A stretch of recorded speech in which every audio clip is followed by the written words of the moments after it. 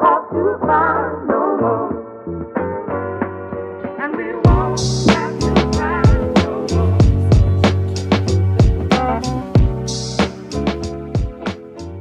Eat Sleep Train podcast number 3. The topic that we're talking about today, I should probably introduce these guys. Everyone knows this anyway. Everyone knows us. Nuz, Dave, Linc.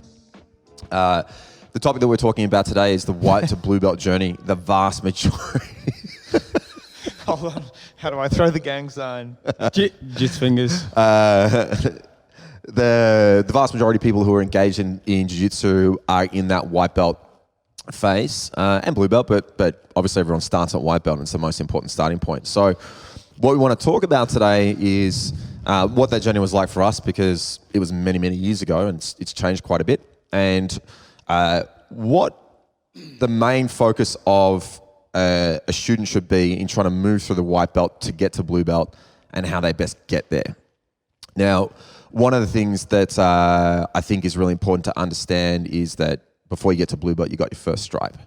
And that first stripe is really just about gaining an understanding of the syntax, the language that we use, because we talk in a different language. For us, it's normal, but underhooks, overhook, bridges, berimbolos, omoplatas, all this stuff that we say that if you walk in and you've never done jiu-jitsu before, you've got no idea what the hell the guy's talking about.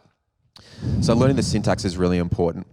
Learning the balance, moving around, because you've got someone hanging off you and we're operating in inverted, upside down, sideways, horizontal, whatever it might be. And that just comes through being on the mat and rolling around. You don't really have to think about that. That will get better without even trying. The other thing in that really early phase is just building that roadmap in your head. This is mount, broadly speaking, what I want to do and not do. This is back control, broadly speaking, what I do and don't want to do. You're not going to get down to the fine details of a whole attacking and defending system from there when you're just going from 0 to 1 stripe. But the first step in that journey is definitely those 3 things. If you expand that out into blue belt, then it's building really, really strong fundamentals across all those positions. So generally speaking, you should never be somewhere where you don't have an idea of what you're trying to do. You should be relatively safe when you're on top position in terms of your balance. We're talking about someone who's of similar sort of skill level. I wouldn't suggest that you'd be able to stop yourself from being swept against a really good brown belt or a really good black belt. You should have a pretty good idea on how to stay safe underneath. And you should know how to play guard, you should know how to pass guard and work from most of the major positions. So strong fundamentals is probably the best way of summarizing that. Mm-hmm. And there's one more thing that I think is really, really important about the white to blue belt journey, and that's learning how to be a good student. I think that's profoundly important because it's very, very easy to slow your journey down by thinking that you know everything. And a lot of the time when we get to blue belt, we think that we're bulletproof, that we're unbeatable, because we're beating all the white belts, which is most of the people on the mat a lot of the time. And I know personally for me, when I got my blue belt, I thought I was the shit. And I think that's... I think that's... You know enough, right? Yeah.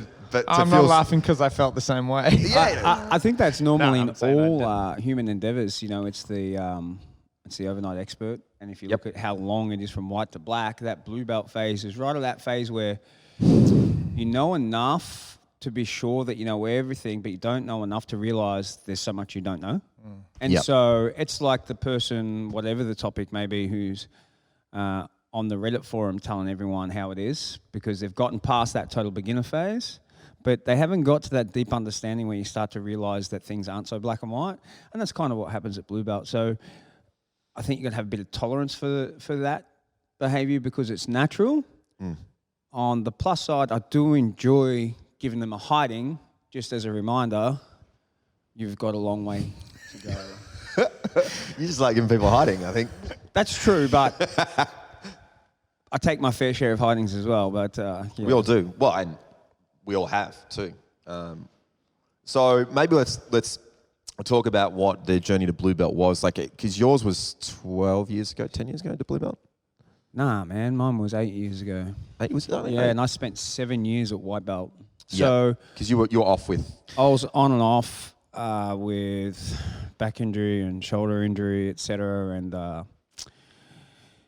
being young and enjoying some other things in life at times. So where I could have come back from a surgery or an injury, if I could have come back from an injury in a month, maybe it took me 2 months because I was, as my dad would say, piss farting around, not being focused.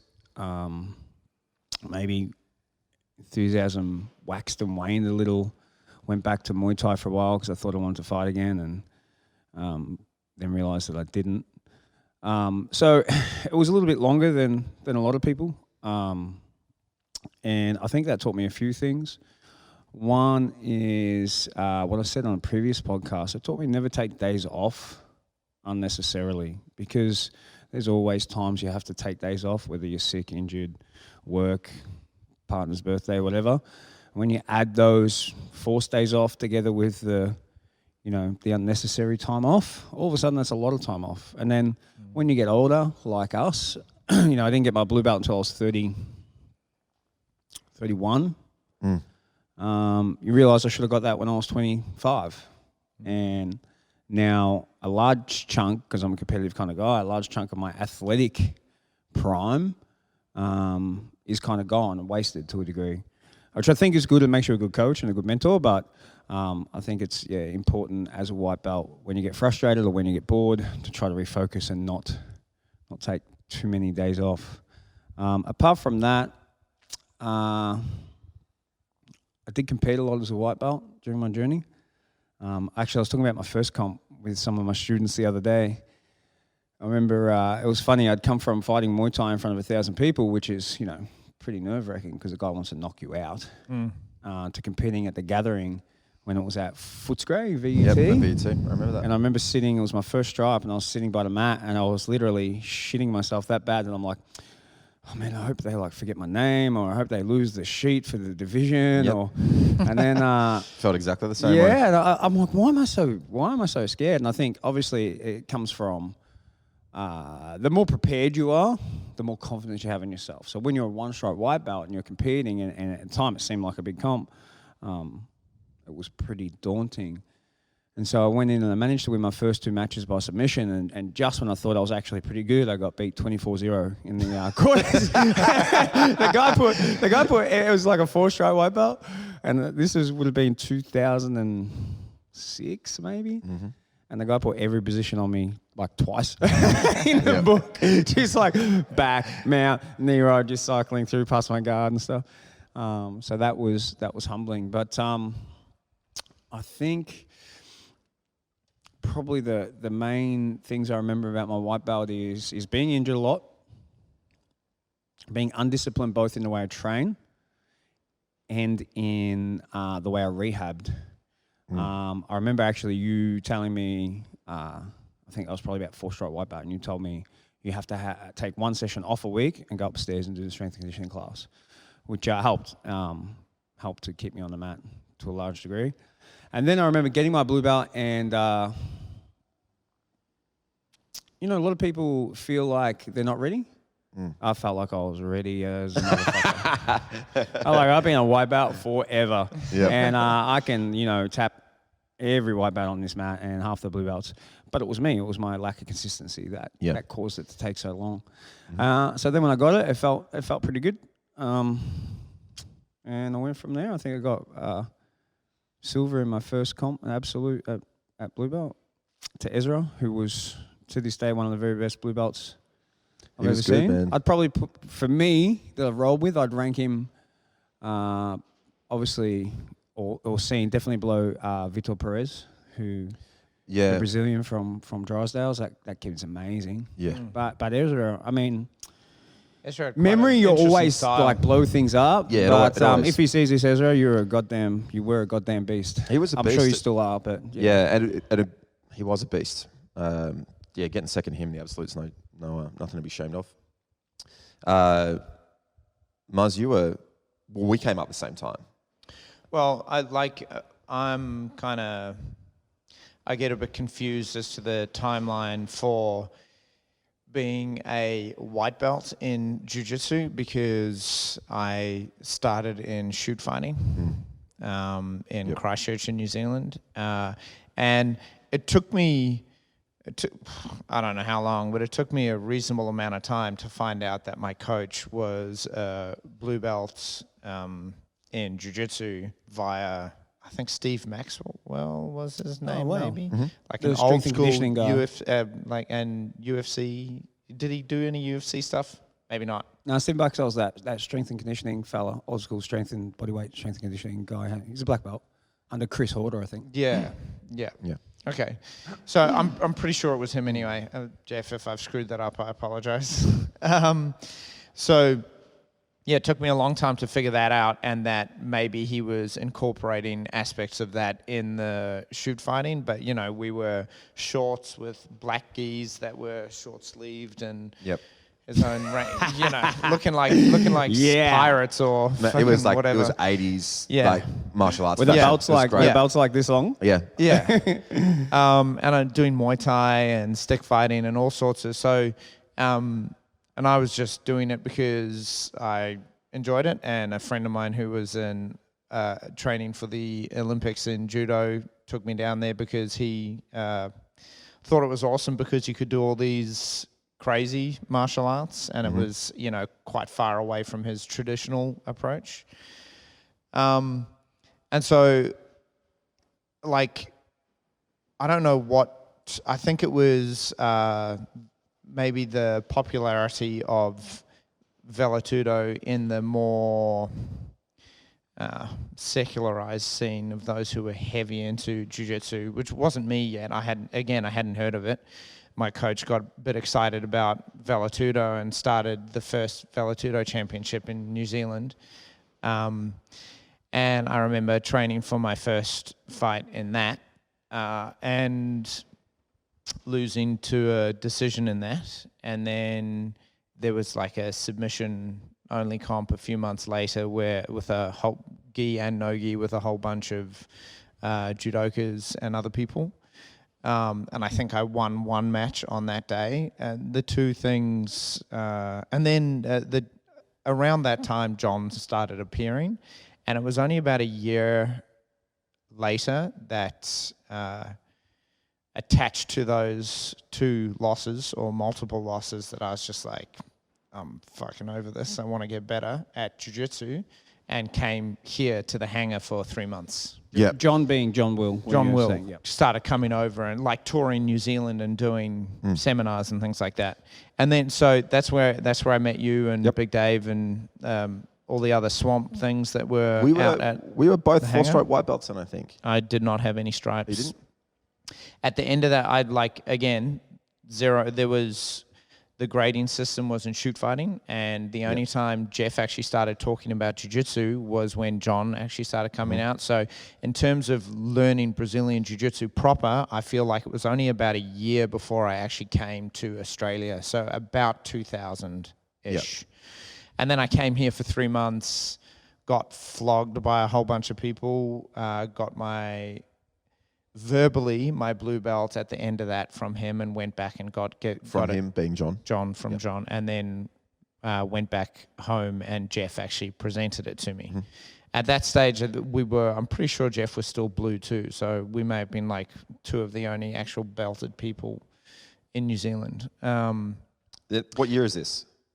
1954. Yes, this is a long time ago. 2001. And I think it's important to put this into context as well, that at that stage, John was one of the only black belts in Australia. Yeah. Not the only, and he certainly brought jiu-jitsu to Australia. So coming to the hangar and having seen a room with a lot of blue belts as well as purple belts, and then I remember trying to be like the best student on the day for Chris Chalmers when he came as literally one of 2 brown belts in Australia, and I'm like, show him how good a student you can be.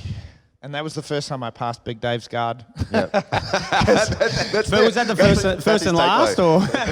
That's his takeaway. Because I was just like, I just went so hard that night to try and impress him. We're segueing a little bit, but a lot of people don't know what the hangar is. So let's give a little bit of history really briefly. So John Will has his school based in Geelong. He was teaching in Melbourne at a kind of part-time school. It was in a space in a gym Mondays, Wednesdays, and Saturdays. And John would come to Melbourne on Mondays and teach. His 2IC would teach on Wednesdays, and then there was Saturday open mat.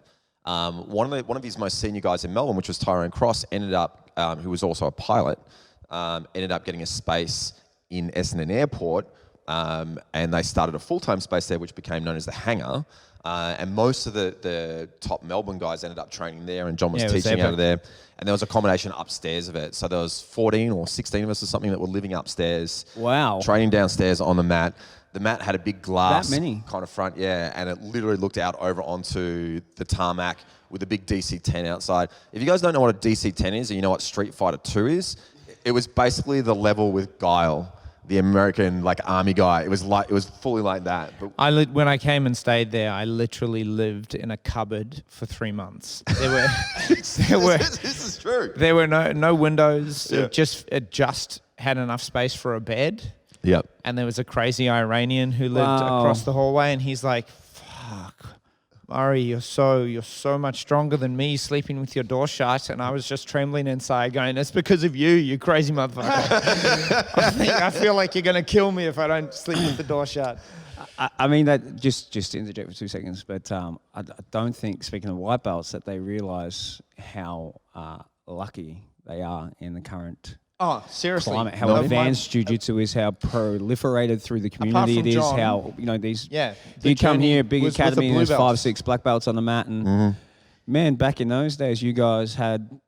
You had to sleep in a fucking cupboard. You know what I mean, to get training. And literally got brought up to blue belt with the help of John, every 6 months, but by another blue belt. Wow, and there was no Instagram. Instagram didn't exist. No, YouTube no, probably didn't exist. No, There was- there were no, no it's not. videos. You had a Nokia 5110 or something like that, I nothing guess. like that. Well, one of the things that helped my process, my journey a little bit later on was John Simon, who's another John Will black belt. In fact, it's John Will's first black belt. But John Simon's he's like an encyclopedia of jiu-jitsu, super knowledgeable, always really interested in what new techniques were going on. And he would get, I don't know who the guy was, but there was a guy who would do mixtapes of the Mundials, and you've probably seen some of these. So he put together a mixtape of all of Salo's matches, all of Margarita's matches, and John would order these things. John Simon would order these things online, and then we get them and we sit down and we watch them. We're like, oh man, look at what Margarita's doing. It's like cool knee cut pass to a cross choke, and then said that'd be the thing that we'd work for a while. But man, that was his signature. yeah, that was. But that was, man, there was no YouTube. That was the best that you could do. And not many people even had access to that because you had to know where to look and where to find it and have the money to buy it because you're ordering it from overseas. And then it's like a different format. It was SCART, not PAL, and all this stuff. You guys listening to this don't even know what SCART and PAL means. I guess what I was long-windedly saying before is that the vast majority of it was, I don't know if I was actually practicing any jiu-jitsu. Yeah. B, what I was doing was just trying to make up for the fact that I felt like I'd spent about 10 years doing martial arts that wouldn't work if someone tried to punch me in the face. And then when I did start to be more competitive in just sport, which was my attempt at Veletudo and my first competition in Christchurch, and not doing well, it made me angry enough that I made a trip here and then trained like a maniac for 6 months and then came back and remember that. as a blue belt, won the Machado Nationals. And We trained a lot together when you first moved across because we're both at the hangar. And we're the same weight back then. And, and basically the same belt. I think you got your blue belt before I did, though. No. Do you? No, Oh, no. I remember you getting it. And I feel like that night, because all the hangar guys were like, oh, you're definitely good enough for a blue belt. You're going to get your blue belt tonight. You're going to be graded, blah, blah, blah. That's the worst. And I walked in there feeling like, holy shit, I think I'm going to get my blue belt tonight. And I feel like maybe someone had let it slip. I hadn't said anything, but I feel like someone had maybe let it slip to John Will that there was an expectation there. I don't know who from. Then definitely. And so, he spent a good 5 to 10 minutes doing a speech about, grading is you're right, basically. And that, which is you'll true. get it when you're good. You'll get it when you're ready, and I'll give it to you when I'm good and ready. I'm like, I remember when I was a white belt, so the hanger didn't kind of happen until a little bit later in my white belt journey, like towards the end of it. And I was training in both Richmond, and essentially dominance is what that Richmond gym became. And there's a history to that, and we'll talk about that some other time. But I was training both in the Richmond gym and at the hangar. And so I do the Monday, Wednesday at Richmond, and then I do all the other nights at the hangar. And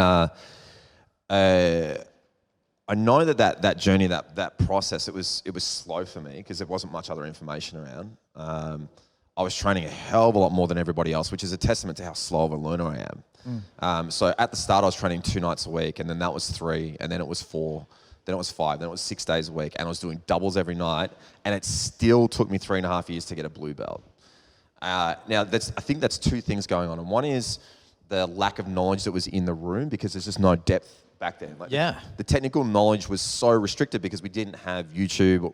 We didn't have all these online instructional sites. We didn't have the information. So John Simon would grab a VHS tape and we were like, oh my God, knee cut pass, cross choke, who would have thought?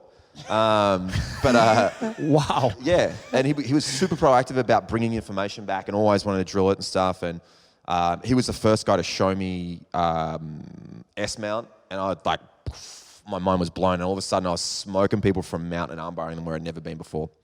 But the process was slow, and part of it was because of the lack of knowledge. So now, this goes to what you're saying before, white belts now don't get what they've got because there's a room full of guys who are really good. There's multiple black belts in a lot of gyms. The coaches are all really high level, been coaching for a long time. Half your teammates are really good. Everyone's So traveling much overseas to train and compete. And the room is deep. And it's not just deep, but it's usually wide as well. There's so much knowledge in the room. So there's that, lack of that. And there's also just me being an incredibly slow learner. Like, it's just... Is that better? Testing. he's stroking it. I'm stroking it. But yeah, there's the depth in the room. Like, it was not there because we're, like I was saying, there was John and a couple of blue belts, and then everyone else was just white belts because jiu-jitsu only just started in the country. Just on that though, I mean, with the advances in technology, you know, you're seeing hotspots of jiu-jitsu arise even without the depth in the room. Yep. Because there's the depth surrounding the community. So a good example is Espen and Tommy Langacker over at out in Norway training by themselves, 4, 5, 6 guys in a room, and they're at world, championship level. Yeah. But you guys didn't even have that. No. So you didn't even have that access to something outside if you didn't have it inside. To be fair, by the time the guys got to purple, like, you're a god. Big Dave was Jesus Christ. He would just walk through the room, as would Tyrone. My first experience with Tyrone was him mounting me, and then he was lying on me, and he's going, and I'm trying my hardest, and he's like, "You're doing a good job. Keep going." And literally, I was doing this, just moving my chin from side to side, and then he'd go, "All right, I'll put you out of my misery," and he'd cuff choke me. So, and that was his thing back then. That was his jam. Time. So, when I walked in, there was a handful of color belts, and Tyrone was always the number one guy in Melbourne. Chris Chalmers was John Will's number one guy in Geelong. Big Dave was the other most senior ranked guy in the most consistent training. To put in context as well, like Big Dave's 6'4", 5 and 100 kilos, and Tyrone was jacked. Yeah, he was huge.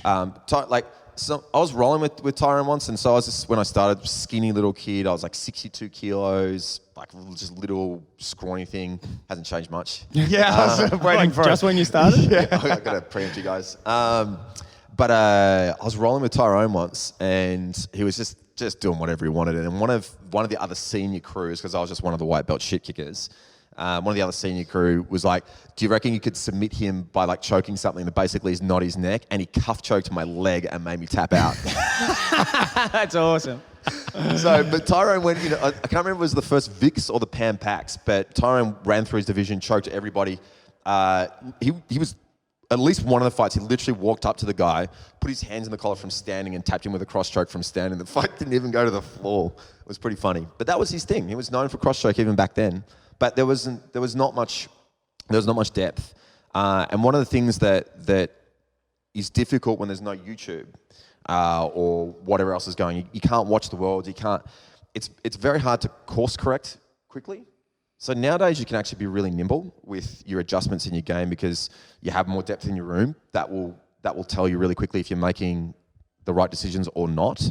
And if there's not depth in your room, then you can be looking online and seeing if you're going to maybe you're working something that's proving itself to not be very effective at a high level. But back then it would take a really long time to walk down a path and figure out the right way to do it, or whether or not it's even worth spending time on. I guess the other thing too, sorry, Miles, I No. cut you off. And obviously I'm conscious of the time. We should probably talk about the stages of white belt soon. Should probably actually talk about the theme. Yeah. But just level. on that, it's not even just course correcting. It's that the evolution of everything in life. Oh my God, just on the side, my dad turned 80 the other day, and I just sat down and thought how much of the world must have changed from 1940 to now. Like the exponential growth in everything. And jiu-jitsu is one of those things.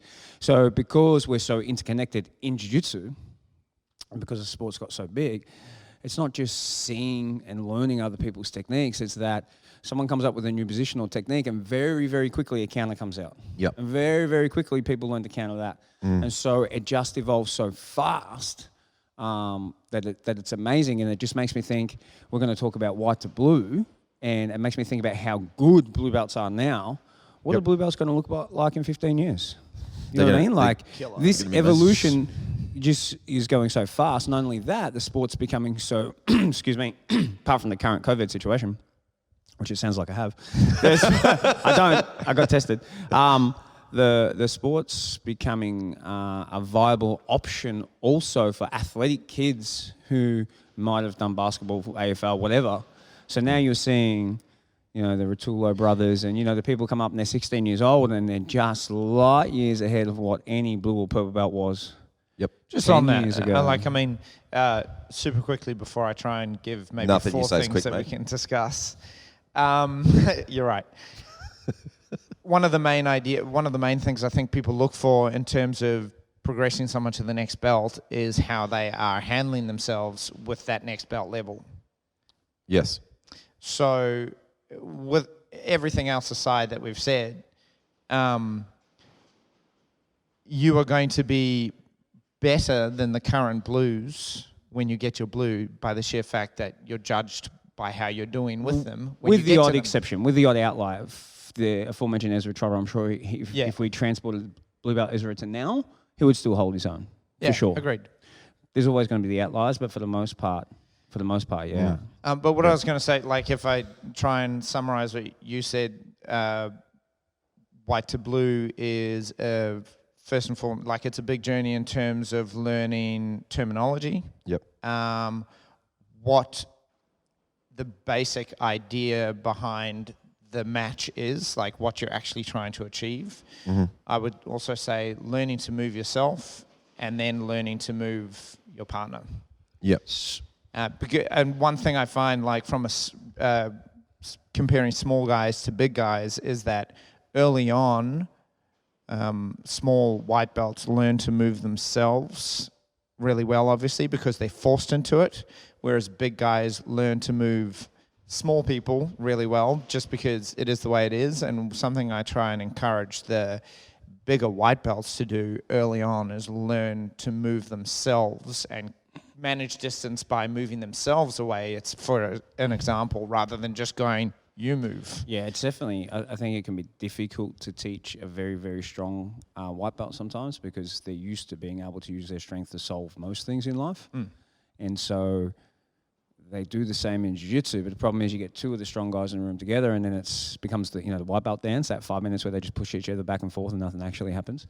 What I did want to say though, maybe we should start at the bottom and work through, okay, 1 stripe.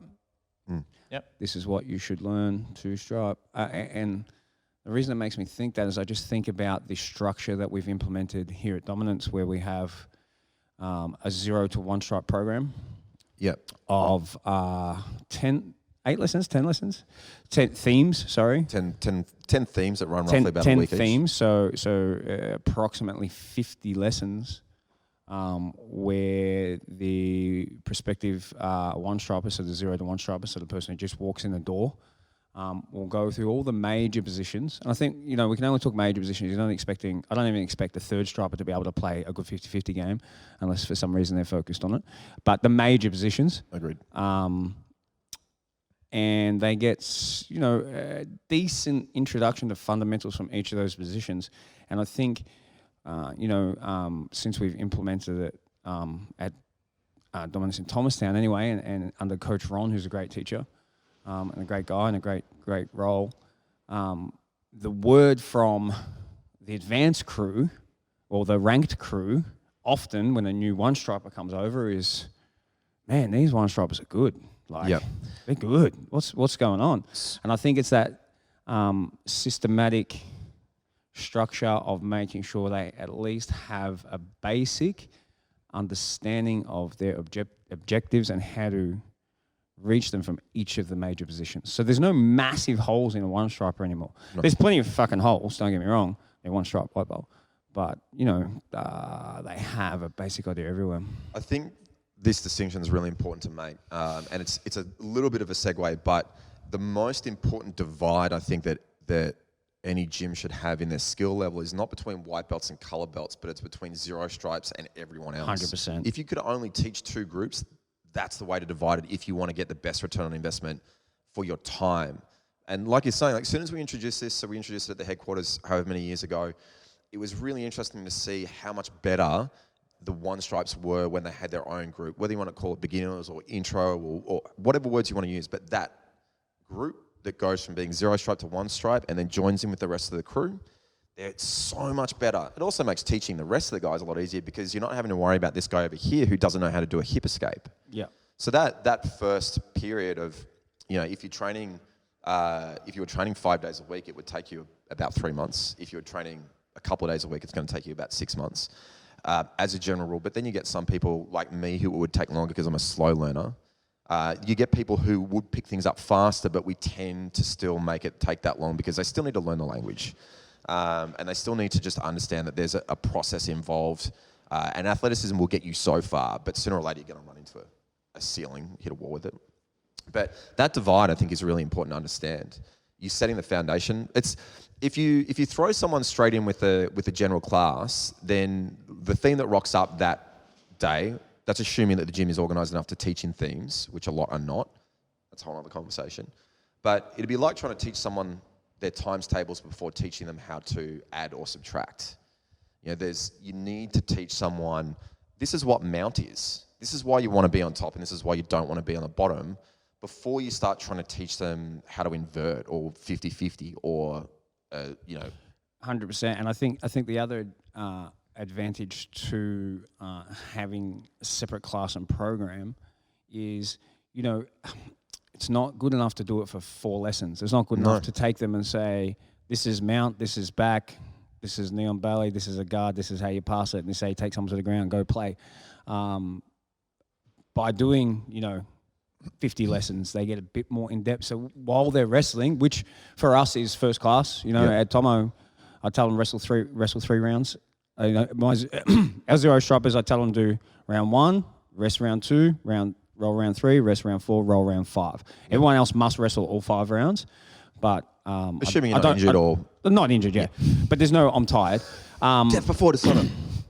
But I don't kill the white belts, the zero stripes. But one thing you find is that very, very quickly, in the space of a week or two, they have an understanding of what they're trying to achieve when they wrestle, so they don't get that frustration. Yeah. They don't get, I'm just getting beat up because I don't know what I'm doing, / I'm just trying to throw people around because I'm strong, because they're going through that introductory syllabus.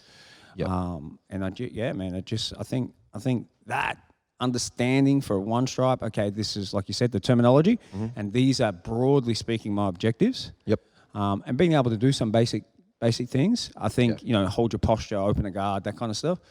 I think, to me, that's when you kind of see that one stripe is ready for a stripe, plus the 50 lessons. A way of an example would be that a lot of times zero stripe guys will be sweeping themselves. But you don't have to do anything if you're playing guard against the zero stripe. They will sweep themselves. They'll try to just jump sideways for no real reason that's apparent to an advanced guy, but they think that there's something there. By the time they get to one stripe, they've actually stopped doing a lot of that. Not all of it, but a lot of that. So they're starting to learn the balance. They're starting to understand, hey, actually, being on top's better. This is better for me. Some people get that straight away. A lot of time, big guys, like you're saying, they understand being on top where they can. Big guys understand smash. Yeah, they do. But that first stripe is the language, the syntax, the terminology that we use. Broadly speaking, each major position, which, we've got 4, if you don't break down all the guards: guard, mount, side, back. And then you've got standing as well, if you want to consider that a position. And then the last thing just being balance. They're also starting in that, as soon as they step on the mat day one, they're learning how to be a teacher, how to be a student, how to actually fit into the culture of the gym, because every gym's culture is different, and what the room is like, how it works. I would suggest that those key things, though, they carry on through the blue belt journey. So your dictionary of jiu-jitsu terms. Yeah, exactly. So definitely the first stripe is that. And I think importantly, you want your zero stripers to be rolling with ranked people. Yeah. Because that, and I knew this from starting a gym from scratch. You get a room full of white belts, and the progress is slow. Yep. Because they get away with, and you can say, hey, don't do X because this doesn't work on someone that's good. But when they can tap two of their teammates with it, the positive reinforcement they get from winning is much stronger than often much stronger than the positive reinforcement you can give them by saying, don't do that. This is bad jiu-jitsu. Yep. And so what I find is if you just get like zero stripes rolling with zero stripes, the progress is significantly slower because they don't have that, that third or fourth striper or that blue belt or that purple belt that's making them pay, nicely, and saying to them at the end of the roll, hey, you did X, and I was able to do Y. Yeah. So maybe don't do X. Maybe do. Yeah, and instead. I think you're right that all the theory in the world, like how many times have we been told, how many times do we tell students to keep your arms in from certain positions? Sometimes I tell myself not to do stuff and I still do it. And we do it until we get caught enough times that finally the lesson sticks. And my experience is that those lessons always end up having to go through that physical process of being submitted by sticking your arm out or turning your back or whatever it might be. But yeah, it's very, very important that although we separate the zero stripes off from the other guys when we're running that mat, at the end of class when we come together for the rolls, they mix. They actually cross over and they start rolling with guys who are better than them. So they start to feel what good jiu-jitsu is like. And I think a lot of the learning that we do in jiu-jitsu is assimilation. Yeah, we're rolling with someone, they do something really cool to us. Well, that was interesting. That informal learning, that has to be 50%. Yeah. I think that's really underappreciated and undervalued. But all of us that have been in the game for a long time and have had the privilege of rolling with really, really high-level guys. Actually, no, that's not even true. Not even high-level guys, but just someone does something good. You tend to notice it, put it in the little memory stores, and then try to pull it out later on. And it might be something that's attacking, it might be something that's defending, passing, sweeping, but there's always that little moment where you're like, man, that was really interesting. That process takes place the best when you've got good guys to roll with, which again goes back to what we were talking about earlier with the room that we're in. That process didn't exist that well because there's just not a whole lot of depth, which is the same if you're starting a gym from scratch these days. There's a whole other can of worms which I'm not going to open, but that also doesn't mean that you should only roll with people better than you because then all you learn is how to get smashed. Yeah. But should we move to second stripe or should Murray? Do you have something to say contribute? on first stripe? No, I'm happy to wallow in my sore head at the moment. The only thing first stripe, Murray probably smashed everyone on the mat anyway. Just full flexed on him. That was as a coach, one of the things I'm still learning how to do is distinguish them myself, and I think part of that is because I didn't go through it as a process myself. I went from I'm doing shoot fighting to a bit of jiu-jitsu to third stripe, fourth stripe, fourth stripe, and the third stripe, fourth stripe, and blue belt process was all in the space of a month from my memory. And it was a lot looser back then as well, right? It was more of it's coming, so here's the formality of it. Yeah. Everything was a little bit looser because how infrequent you were exposed to John. And so you might see him every however many months, you'd take that information, try to figure it out, and then and it was transitioning from shoot fighting to that had just kind of happened in Melbourne when I started training. So when I started training, it was John had got his black belt not that long before, and he was all right, cool. I'm gonna split it off, do jiu-jitsu. He still had his shoot fighting, but I wasn't doing that. But it was when I started working my way through the stripes, there was the little curriculum or syllabus that John had developed. That we all worked our way through. And I remember we had these little fold-out laminated cards that John had made that had all the curriculum all the way from blue to black belt. And Big Dave and I used to religiously drill it every Friday. We drill it. No one else was, but like, man, one day John's going to walk in and we're going to have to grade it, and we want to know this shit inside out. And we drill that thing religiously. You had a syllabus like for every belt color? He had a syllabus for every belt color. Wow. I wonder if I could still find that it was this little fold-out thing that he gave out to all the color. I have some of it, and I remember like Tyrone put some of the best drills together, I think, from that in terms of linking the techniques in such a way that you didn't have to go, I'm just doing, Kimura from close guard, but off of that I sit over sweep and then do it from mount and bail mount. And so you're tagging a whole lot of techniques together, but punching out the syllabus. I think the interesting thing would be to look at that because jiu-jitsu's progressed so much, and I'd be willing to bet that probably our white to blue belt syllabus is more comprehensive than that. It is definitely. Having not seen it, but I just There's a ton more, but everything that was in there is in this. Is in the dominant syllabus. Yeah. So how does someone get from one stripe to blue belt? With us? Well, I mean, there's a fairly thorough curriculum, which takes us to another conversation, which could be a whole other podcast on its own. But there has to be some sort of structured framework, guided learning. Otherwise, all we end up having is people just moving towards their natural biases, which is great. You'll get good at the things that you would get good at anyway, but you're not going to get good at the things that you're not good at. Which will happen naturally regardless. Exactly. So we've got to make sure that at the white to blue belt stage, when you're trying to build fundamentals into something, you're trying to give them the foundation. And we always had this kind of desert island idea, which was that if we took someone through from white to blue belt and then we dropped them on a desert island by themselves with other people that didn't know any jiu-jitsu at all and they started training, that if we came back over many years later, the jiu-jitsu would still be good. It would still be heading in the right direction. But if you're not rounding out someone's game and forcing them to do things that they might not naturally want to be doing, there's going to be big areas that are missing. Now, it might not necessarily be that they're doing things incredibly wrong, but rather they're actually just not doing things at all. And sooner or later, you're going to run into a situation where you're forced to be in that space that you don't like. I think it's one of the reasons why... Under Murray's mount. Yep. We don't want to be there.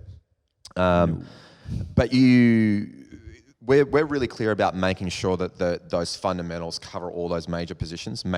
So we're not going to get stuck in the weeds with, we can name 10 main guard styles straight away, let alone the combinations and variations of those 10. So understanding that there's a really base core curriculum, so you know how to stay on top really well, you know how to transition, you know how to move from one position to another really well, you know how to attack from a position really well without giving up your base or that position. You know how to pass guard safely. You know how to play guard safely. You know the concepts that underpin all these positions as well. But one of the things that we've always got to balance is how far do you go? Because you could make a curriculum that's got 2,000 techniques in it, and there's actually nothing in there that is useless. Like everything in there is like, yeah, I could see why that would be in there. So it'd be really, really easy to just keep going, and then you end up having a curriculum that's like, man, this is just where do we end? So you've got to find, there's got to be a line there somewhere. And how much of that stunts the student's natural growth when you start force feeding that much? And to give an example of how we manage that with our curriculum is that you have to have a closed guard. It's a no-brainer that you have to have a closed guard. It's the space that if you're on the bottom and you're having a hard time, you get your legs shut around somebody, you can slow the fight down, buy yourself some time to think. And if you were talking about self-defense jiu-jitsu, you can create a little bit more safety there. You have to have a half guard because sometimes that's the best that you can do. So you need to know how to play that well. And you have to have an open guard. Now, there is a variety of open guards that we can play. There's a lot of different open guards. And it's not our job to force the students to play a particular open guard, but the fundamentals of open guard basically start with collar and sleeve. I think, while it's not the coach's job necessarily to force them to play a particular guard, I think that the collar sleeve guard goes a long way to teaching the fundamental dynamics of almost all open guards. They're teaching the idea of postural control. Yep. Open guard being a dynamic rather than a holding guard. Yeah. Angles. Grip fighting, etc. And so if they can get a handle on the basic collar sleeve guard, which coincidentally works pretty much for all body types, even like stubby short guys can play a good collar sleeve, then it becomes easier for them to go ahead and learn whatever open guard. This is the expectation though by blue belt, right? That they have a long range guard, an intermediate, like a close range, like half guard, and obviously close can guard. At do least. something from close guard. I mean, at least, yeah. Yep. Why don't you explain, recently before the last interclub grading, you put a post out saying this is expectation for first, second, third, and fourth stripe, because I think that would be easiest in terms of giving people an understanding of what they require. On top of that, there's obviously also the coach's eye in terms of which I think, is at the end of the day the determining factor, because we're essentially judging you by watching you roll and saying you have an understanding, you've reached this level. Until such a time as you've gone, tick, this is my sit over sweep, tick, this is my armbar from mount. Yeah. So I think that would be useful for them to hear again. I sounded like you wanted to add something. Maybe I'll add it on the end. Okay. Two things involved with that, but yeah. Yeah. I don't know that we'll have time to deal with every individual stripe. Not talk about them massively. Just this is the general what you're looking for. Yeah. So before we get into that, I think it's really important to understand that when we talk about minimum times of training, they are broad strokes guidelines rather than explicitly true in that, like, as soon as you've done your 50th class, bang, here's your first stripe. We've noticed over the years and years and years that we've been coaching that round 50 classes for most people who are training consistently tends to be where they're at that level of first stripe. Now, obviously, there's people that get to that level faster and people that get to that level a little bit slower, and the people that get there a little bit slower, we make them wait a little bit. So there's another thing I think that's worth touching on as well, which is the experience that you had moving through to blue belt. There's the experience that I had moving through to blue belt as well, and the experience that you had moving through to blue belt too, where we were all smoking all the other white belts and a good chunk of the blue belts. Not necessarily every time we roll, but we're regularly catching a lot of the blue belts. And I remember sitting in training one time just saying, what the fuck is going on? Like, there's not a white belt that gets near me. I'm smoking half the blue belts. Why are these other guys getting their blue belts before me? I don't know what the fuck is going on. And it wasn't until afterwards that I had that moment that you'd heard about through the grapevine, where one of the things that was being taught to me in this process was, I'm not going to just kind of, put it all under the umbrella of patience, but John was looking, I think, for a little bit more maturity in me than what was just happening on the mat. Like, I knew he said some other things during training, and I knew he'd notice how I rolled and my ability to triangle people, which was kind of the extent of my attacking moves back then. And so I knew he knew that I was rolling relatively well and handling a lot of guys.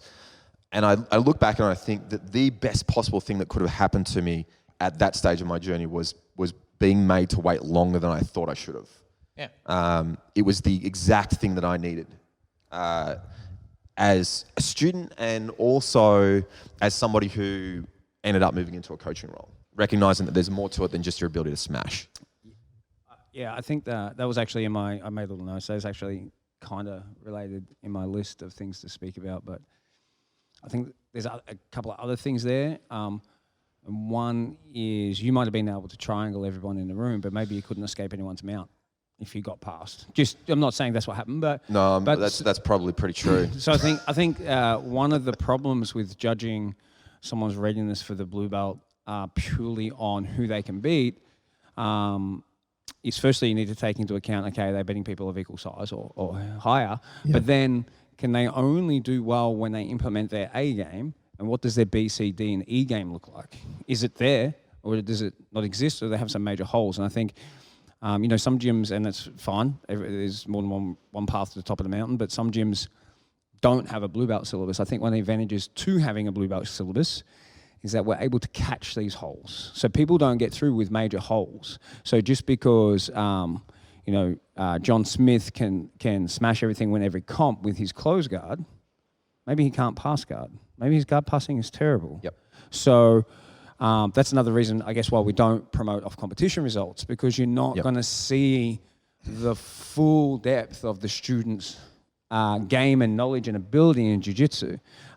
So sometimes, Mr. Two-Stripe can tap all the other white belts, but that's only because he's a little bit bigger or he has one particular game that he's very, very good at, but I need him to learn defense. I need him to learn how to take the back or whatever it may be. And I think the other thing that goes with that is, I know I personally, and obviously I'm newer at coaching than you two guys, I also judge it by the individual. So I judge their potential to a large degree. Yeah. So if you have, you might have a student who is consistently tapping or rolling to a higher belt level, but you know there's a lot more inside that student. Mm-hmm. Yeah?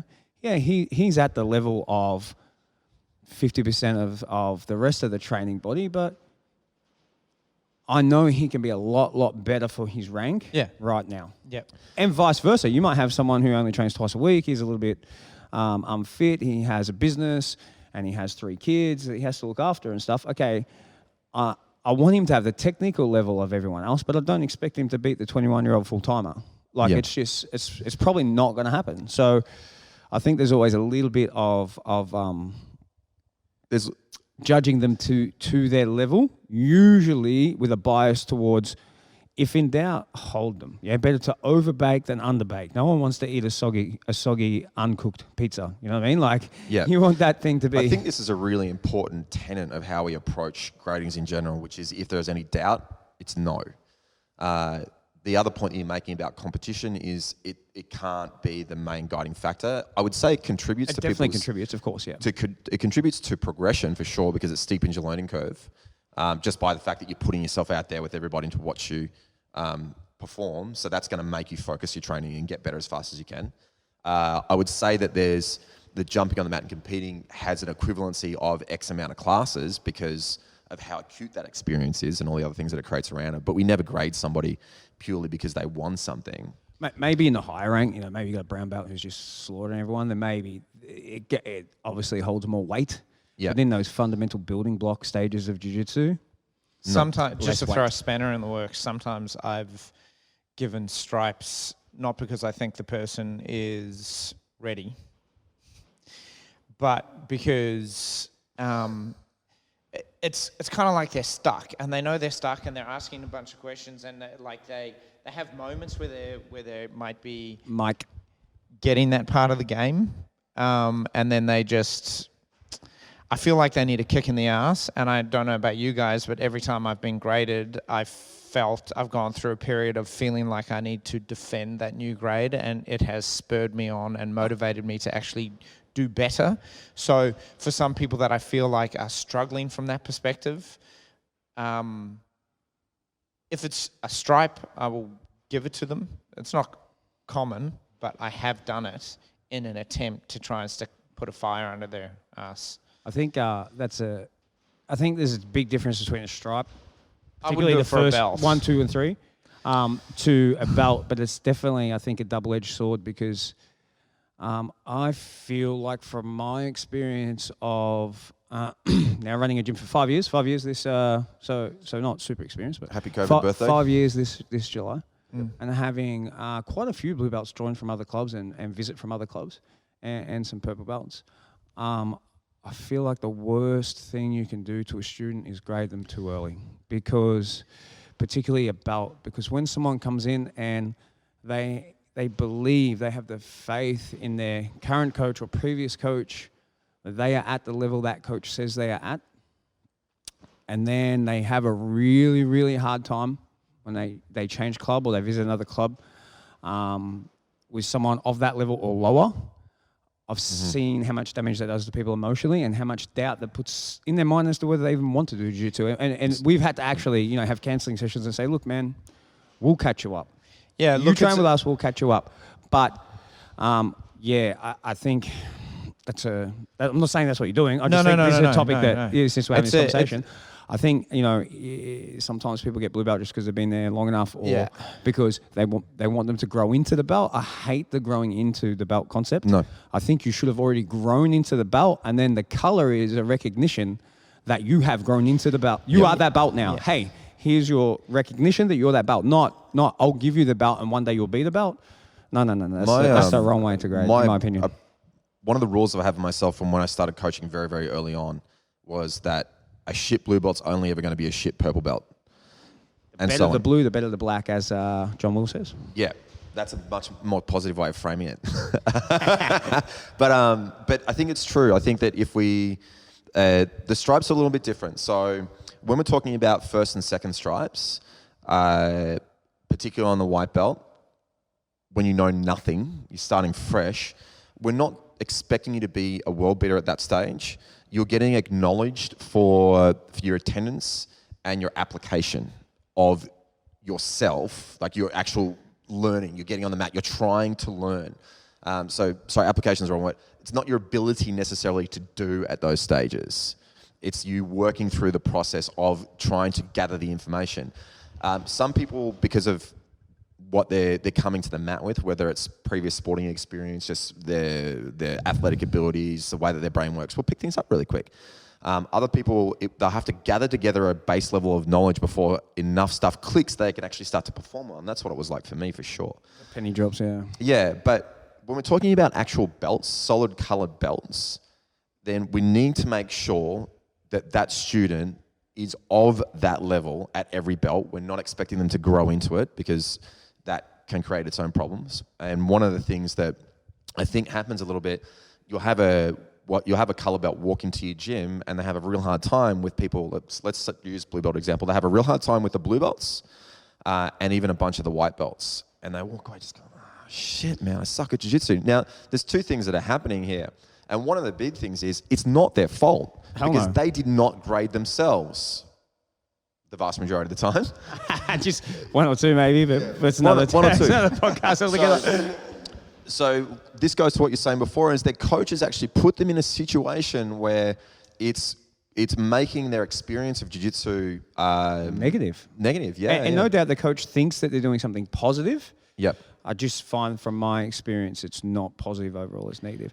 And sorry, your second point. No, go ahead. Go ahead. Okay, I got three things. Okay. Can I just interject very quickly? That's Yep. not to say that they can't or won't make up to that belt rank or up to speed. Yeah. It just means they have to go through a little bit of hardship to get there. Yeah. And they have to be willing to knuckle down and say, okay, I understand, I'm maybe a little I have bit to go on behind the eight ball. Cron Gracie grading system and wear a white stripe. No. So I think that's a really important point, that it is possible for people to bridge that gap. And we see it all the time. And we see it, and we help a lot of students bridge that gap. But it's not ideal. And us as coaches who are grading people, we never ever take that tact, because we want to make sure that anytime we grade someone to a blue belt or purple belt or whatever belt it might be, that if they walk into any gym anywhere in the world, that they're hanging with all the guys of that rank. And that's They might not win world championships, but they're hanging at that rank. And let's little asterisk, little caveat. Most gyms these days have one or two guys in the gym who are absolute monsters, who are going to smoke. You'll have the purple belts who are catching black belts. Of course. We're not talking about those guys. We're talking about the other 95% of people on the mat who are your normal guys who are proficient at jiu-jitsu, but they're not winning the world championships every single year. They're the guys that they're hanging with. If you're walking into another gym and you're a blue belt and you're getting smoked by all the blue belts and a bunch of the white belts, something has gone amiss in your learning process. And the students, it's just good luck what gym they walk into and whether or not they have a structure or a system of grading and teaching that actually allows them to get really good. So one of the things that I think is really key about understanding of why having a formalized curriculum is important is because it makes sure that the average guy gets good, not just the good guys get good. The really good guys will get good no matter what. But we want to make sure that the guys who aren't great get good. And we also want to make sure that the really good guys don't just get good, they get great. Before we let poor old Miles get his 3 words in, sorry, Miles. Sorry, man. I would just say, as a coach, it gives me confidence that I know what all of my blue belts know. It's not that I don't, like, there's plenty of stuff they don't know, and I might not even know some of the things they don't know yet. That's happening in the process. But I know what the bare minimum is. I know what they know from each position. Yeah. And I know it's not going to dip below that. That's So- the bar is here. It doesn't, because every time you sneak one in, yeah, just this guy. I'll let him. And then the bar drops. Yep. And then you sneak another one in, and the bar drops. And before you know it, the bar's down here. So I think having that minimum, and there's always going to be guys that are way above it, and there's going to be guys that just make it, and girls, and everyone in between. But there's that minimum shelf level. All my blue belts are at this level, and there's going to be some better and some. On this point, and then Poor Muzz. Muzz, Getting shut we'll out. set a so, timer bro. and go for 10 minutes. On that point, I think that it's really important to understand that that bare minimum that we're talking about with the blue belt, it's that's that level in a gym. So if you think of what a blue belt level is in a gym, it's never static. It doesn't stay still. Over the years, that's going to be shifting. It's going to be shifting in one direction or another. If they're either going to be getting better and better every generation, or you're slipping guys through, and it's like just gradually dipping off. And before you know it, now one of the things that it helps a lot to have guys who compete really regularly. One of the things that this does is it makes it really easy, without even thinking about it, for the level of your blue belts to always be trending upwards. Yeah, Because if guys are going out into the wild and competing and having to hang with the best other blue belts, and then they come back to the gym and all the other guys are rolling with them, you get that gauge. It's an objective quality control. That's And you see that. I mean, it'd be fair to say most of the major competitive gyms, let's take Melbourne for example, most of the major competitive gyms have a good level of blue belt. They do. Yeah. Yeah. It's probably where the slip may occur is maybe in the gyms that don't compete as much. Again, everyone has a different view on what a blue belt is, right? And we're not here to tell you how it has to be, just how we Yeah, this is do it, this is but- our way, not the way. I'll leave it at that. Okay. We're done. No. So, having had blue belts come from, I'll add a fourth thing. So first, having had blue belts come from other clubs, and then having people come and visit the club, and they're like, and there may be 2 to 3 of those blue belts on the mat that night. And a friend comes from, and I'm like, oh, maybe not someone that you know so well, but someone visiting from a sister club or something. And they walk through all those blue belts, and I'm kind of like, I almost want to walk over to them and say, I didn't give them their blue belt. Because I feel protective. I'm just saying I feel protective about the standard that I'm trying to create, and aware of the image that it could portray if you're handing out those easy belts. I don't actually think there's anything wrong with saying that.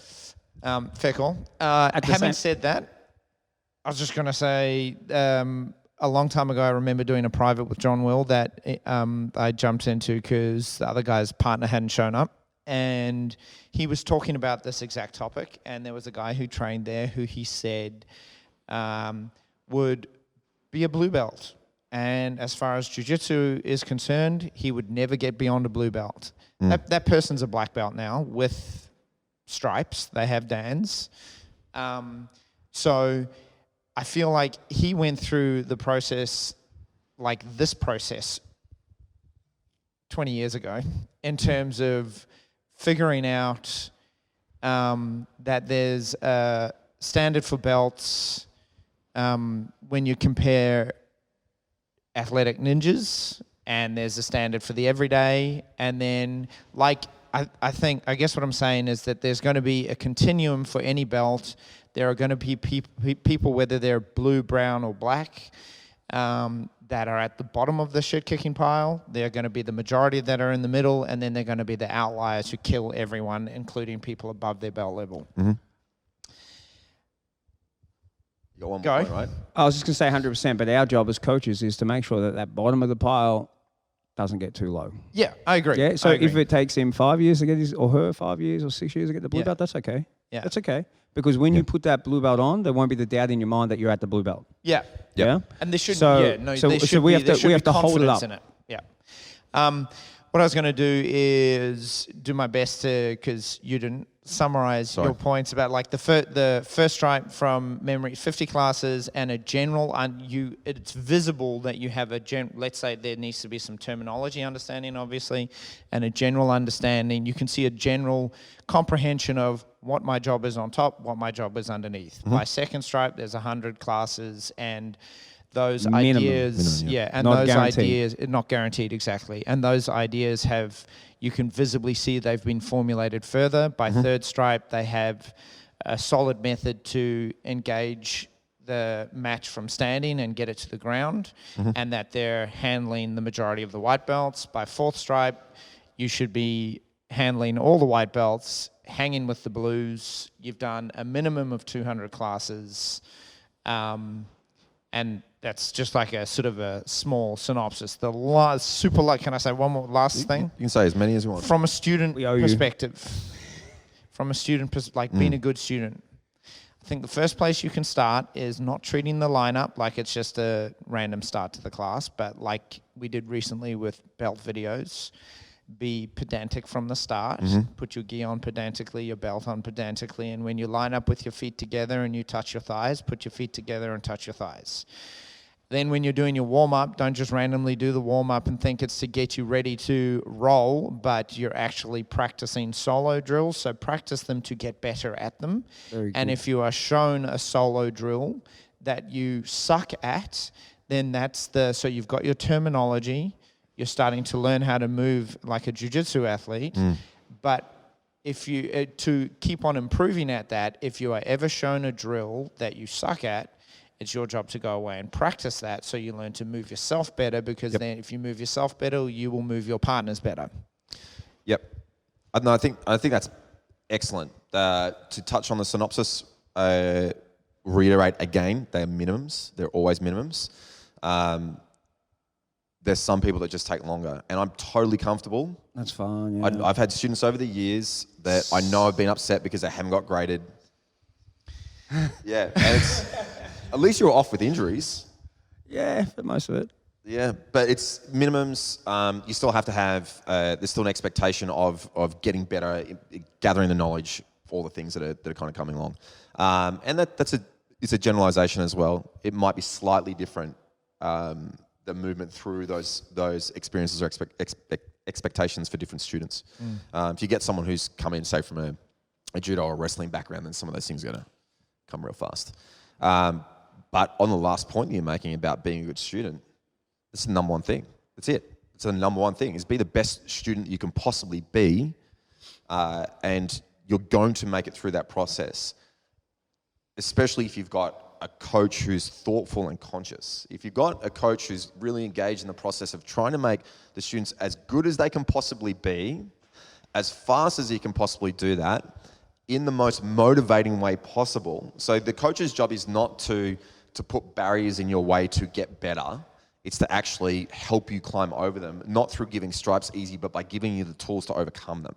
100%. So our job is to make you better at jiu-jitsu. And there's some students that get butted, oh, my coach doesn't want me to get it. No, your coach wants you to get the belt, but they want you to be at that belt level. Yeah, so having the experience of being a really slow learner and taking a long time, I personally don't have any issue with people getting a little bit sad over the fact that, like, oh man, I really wanted to grade, but I didn't, because I know in the long run it's going to be much, much better for them. Yeah. It might mean that I have to sit down and have a conversation or a counseling session or whatever with them and go, this is what I'm looking for. Like, trying to make it really, really clear. I'm like, these are the areas that, and I've had to do that with different people I've had someone at every belt where I've had to sit them down and go, this is what you need to do. So that happened to me. Yeah. At blue belt. Don't To get come to and purple. ask the coach, can I grade this time? But ask them, what do I need 100%. to get my next grade? Man, in our day, if you asked, when am I grading? Yeah. That was a dumb thing to ask. But Right. can, Yeah, sorry. go. And then I'll just say one more thing. Since that we're sort of semi-giving advice and some things we already touched on, going back to the belt tying thing, all my students know I'm pedantic about the way I make them tie their belts.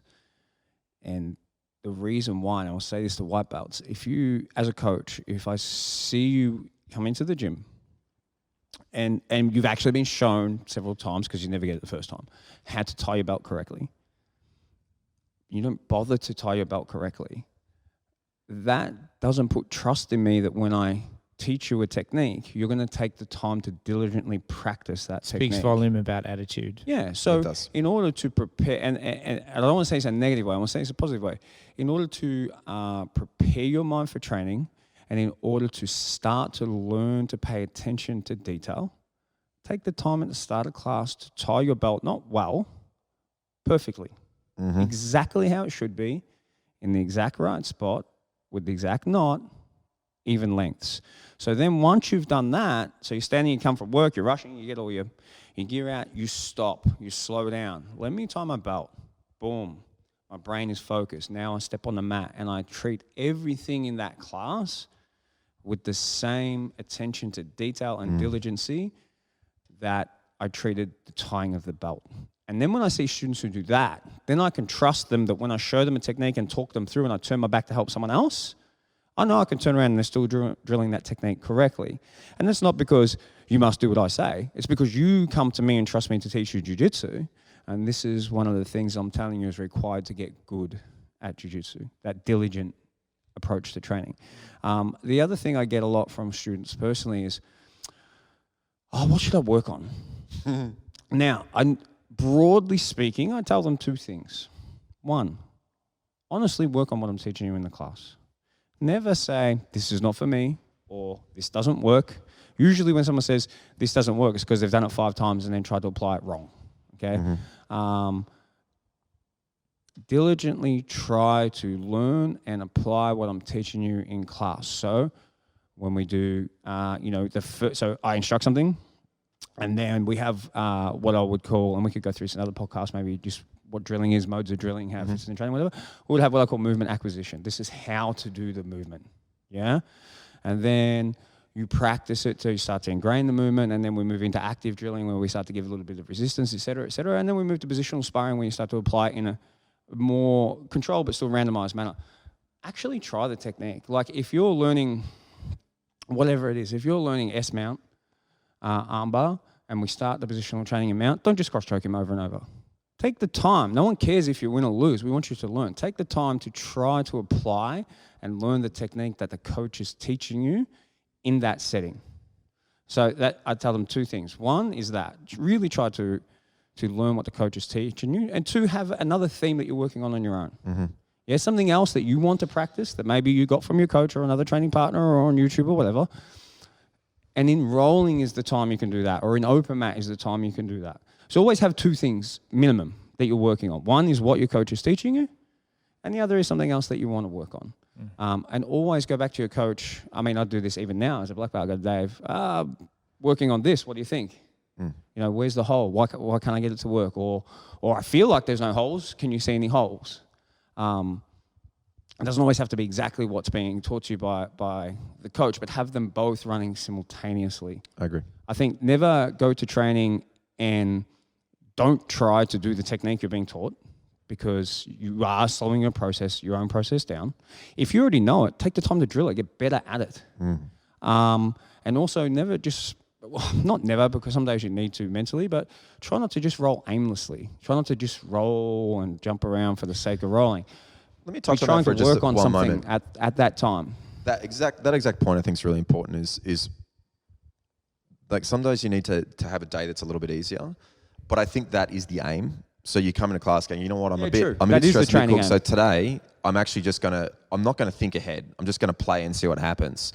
But every day you come to training, you should have something that you're trying to work on, and the trying to work on thing that day might be, hey, I'm just gonna go with the flow. But if you're not coming to training with a plan, then you're missing out on an opportunity to steepen the learning curve. What are we talking about when we say that? Just getting more out of the time that we got on the mat. It's not about putting an extra hour on the mat. It's about doubling the efficiency or the effectiveness, the outcome of that hour that we have on the mat. And a lot of that, one of the best ways to steepen the learning curve, and if you want to get to your blue belt as quick as you can and be the best blue belt you can, is make sure that when you're on the mat, you're on the mat. You can physically show up, and you get plenty of students who'll do that, and they will get a blue belt sooner or later, but you'll get a blue belt a lot faster, and you'll be a lot better if you actually come to the mat fully engaged. And the process of tying the belt is part of that process. Walk on the mat, set your mind straight, and Leave everything else behind. When Just you for that finish hour and a teaching a half. technique and you walk around the room helping people, how many people get it right the first time? almost none. So Very- exactly. very So very few. I find, to be honest, if we talk about applying it and rolling, man, very few in the first. Very few in the first week. Yeah, not It that. normally takes sort of 2 weeks into a theme for it to really click. The people that I find click get this idea that I feel John, when he first started teaching in New Zealand, rammed into me, or really sat well with me. He's like, when you're being taught, be the only student in the room. He was very, very good at this. Very good. I just don't. I stopped when there's whether it's a seminar or I'm visiting a friend's school or whatever it may be. My agenda for being on the mat then is to be the best student in the class, and so I try and listen the best. I try and do the move the first time the best. I try, Yep. that's my aim. I remember being at a seminar one time with John, and he was teaching something. I can't remember what it was. Might have been a Ashigarami seminar. And every time we'd take a break, I think it was Talgett, who knows a thing or two about learning. He does. Olympic wrestler, Talgett, wrestling coach here. He would do an extra 10 reps, then go get his drink. And John stopped the class probably 3/4 of the way through, and he said, "Do you guys see what's going on here? Every time we take a break, a 5-minute break, Talgett's taking, Talgett and his partner, I can't remember who it was at the time, is taking, 2.5 minutes of that 5 minutes to get an extra 5 or 10 reps in. By the end of the class, he's done this 40 more times than you. By the end of the week, he's done this for 200 more times than you've done it. So I think that's a pretty strong indicator of someone who learns very well. Yep. Yeah, it's again, this is kind of touching on the subject of learning the best, but the way that you summed it up before, which is something that John Miller's always said, is treat every class you're in like it's a private lesson. And it doesn't matter if I'm sitting on the mat here with someone and coming and teaching a seminar, or if I'm going overseas and training, I'll treat it like a private lesson, and I'll ask questions until that coach is sick of me. And there's two. I can attest to that. Yeah, I do it all the time in seminars. I'm like, yeah, trying to get a question in. yeah. It's because, and we've all had this teaching classes and seminars. Anyone got any questions? Crickets, nothing. And like, what? Like, Not when Dave's here. yeah. Well, but that's the thing, That's right? good. Like, you should be trying to treat every time that you're on the mat like it's a private lesson, and like this is the last opportunity that you're going to get to ask this person a question about jiu-jitsu, which goes back to what we were talking about before about being mentally engaged. Now, if you're not, you're still going to get better. You're still going to progress at jiu-jitsu, but if you are engaged, you're going to be asking the right questions for you at the right time, and you can guarantee there's a bunch of people on the mat that need to know the answer to that question as well. But engagement's so profoundly important. Now, some people I know, like, yeah, I come to jiu-jitsu to turn off and not think about, everything else that's going on in life. That's cool, but thinking about jiu-jitsu, you're definitely not thinking about what happened in the office. You're or being at in that home. moment right then. Yeah. Okay. Sorry, go. Well, Just clarify one thing before we sign off so people don't get the wrong idea about the way I coach.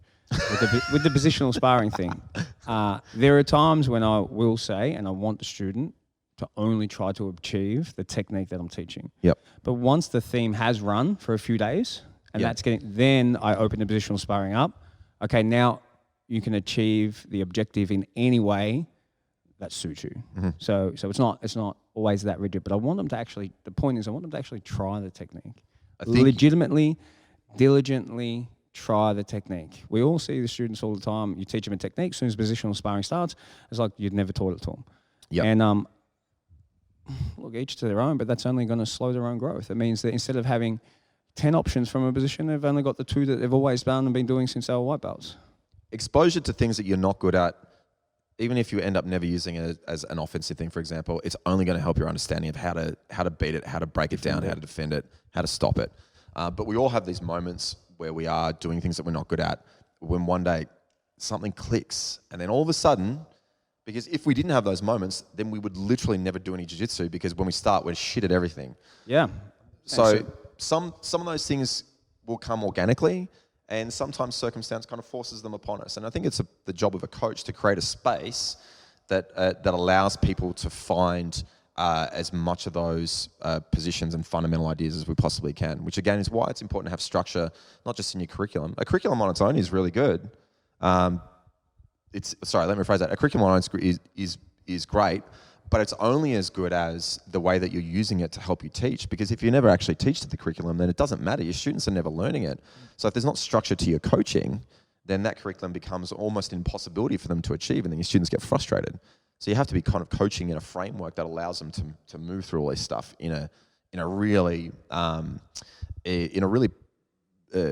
progressive way. I guess what I mean by that is that they can move through it efficiently.